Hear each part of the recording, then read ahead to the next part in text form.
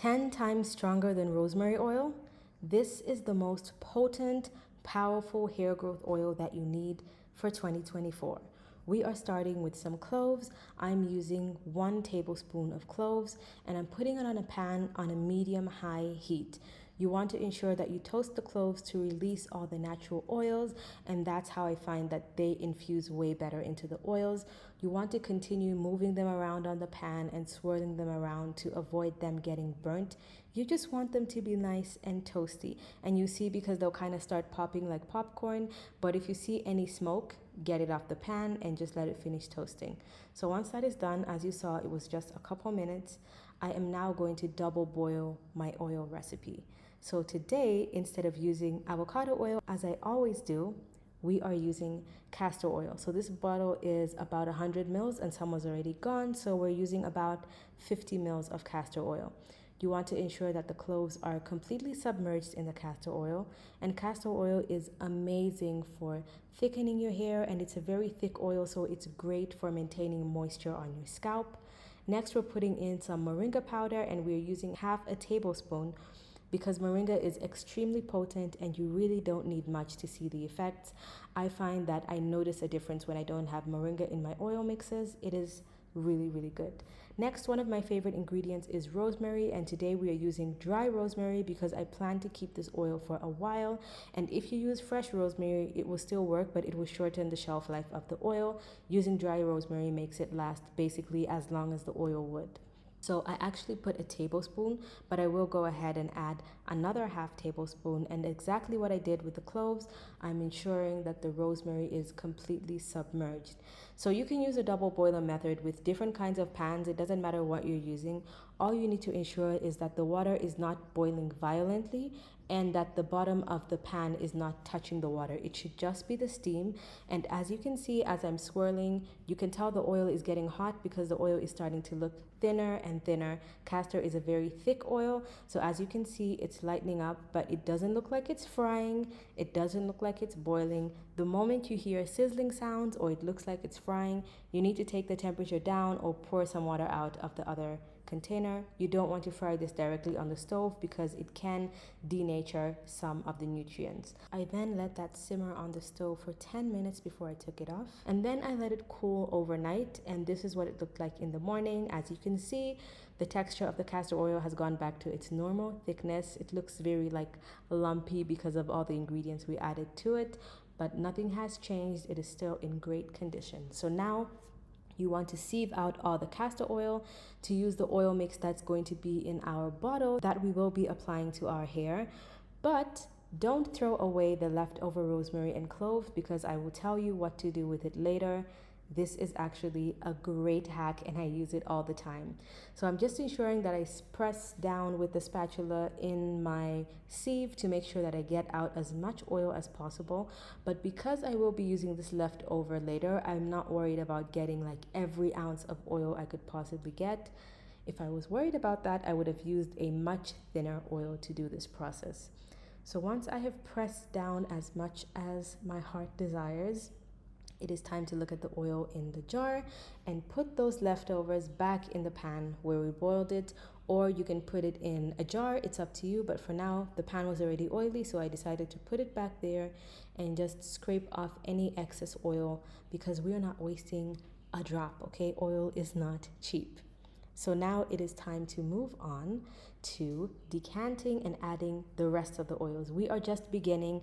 Like I said, this is an extremely powerful oil, so it does have a lot of ingredients, but I do have much easier oils to make where there's only like 1 or 2 ingredients, so I will link those at the end. But if you're looking for the super potent ultimate oil of the year, these are the ingredients. So as you can see, I'm just decanting it into this old Oribe oil bottle. I like it because it's dark glass, and I never buy oil bottles because I always have leftovers just from skincare or other hair care. And so I'm decanting it into there. As you can see the fine bits of moringa.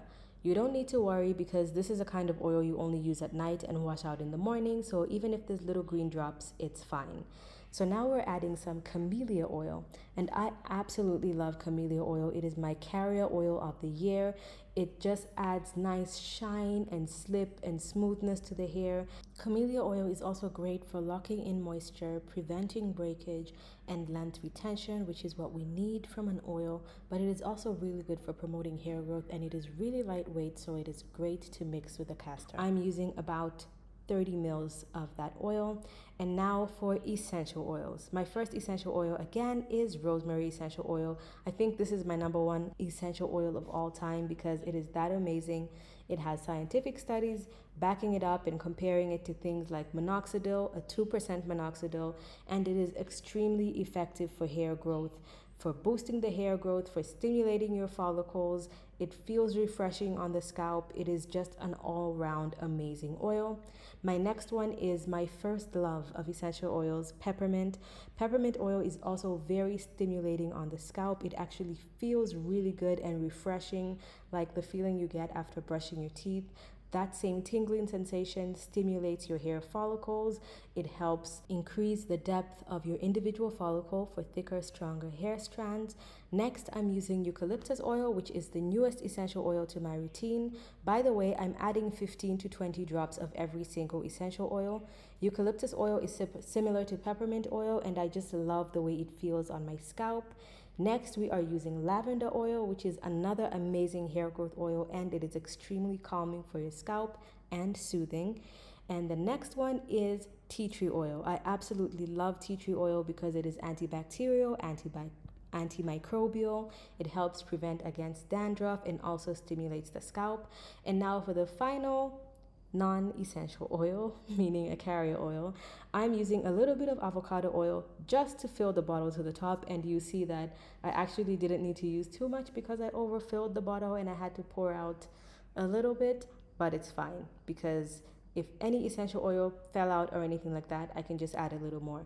So that's another caution to you guys. If that seems like too much essential oils, use at least half the amount. If you've never used any of those essential oils, do a patch test first. And if you just don't like strong oils, try less. And if you happen to want to use more, try it in a smaller dose. So as you can see, I'm just getting out a little bit of the excess oil. And by the way, the moringa will settle to the bottom after like a day, and so even when you shake it up, it's not going to move. So you can see the little moringa particles. By the time I'm applying it, you won't be able to see that. But because there's a mixture of all those different essential oils and carrier oils, you want to ensure that you always shake it up before you use it to make sure that all the oils are mixed and balanced. Now here's what to do with that leftover mixture from the oil mix. You want to put this in a jar that is airtight.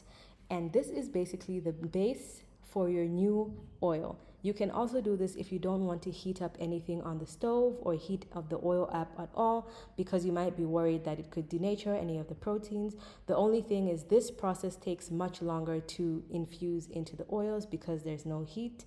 So I just added the rest of the avocado oil, then I added some castor oil, mixed it up, and I'm closing this jar, and it will probably take me over a month to get through that oribe oil.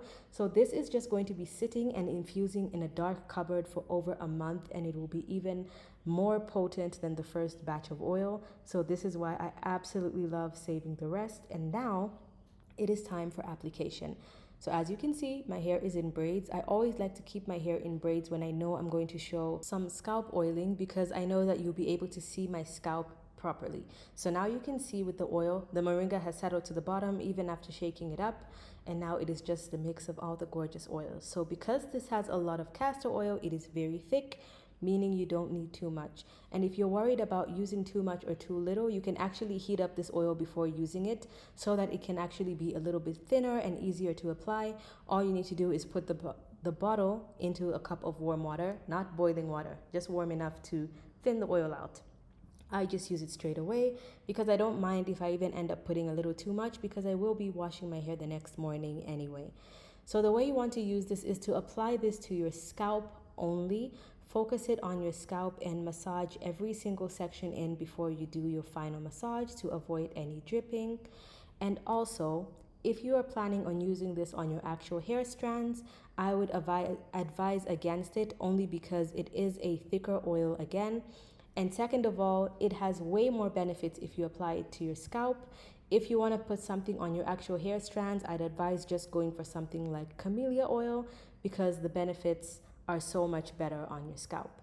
So now it's time to do the actual scalp massage, and I always advise on doing a scalp massage the correct way, especially if you're using a thicker oil like this. As you can see, I'm not rubbing the hair around. I'm literally pressing my fingers into my scalp and then just moving the scalp around to work it in.